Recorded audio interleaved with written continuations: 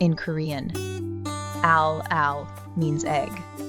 You can find this product frozen at an Asian market. These flying fish roe will cook with hot rice. The tiny fish eggs will pop in your mouth. Put sesame oil and rice in a stone pot.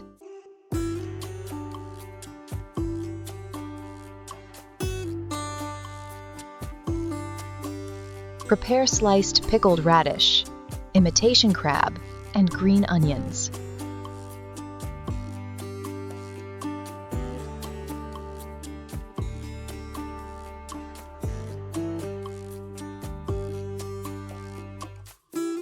I also stir fried ham, mushrooms, and kimchi in a pan.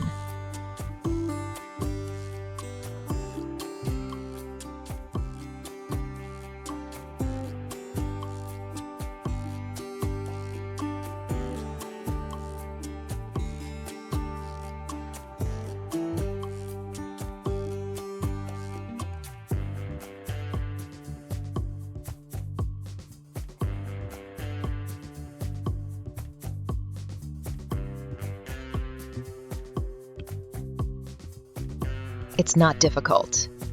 You can try making it too. Welcome to Typecast.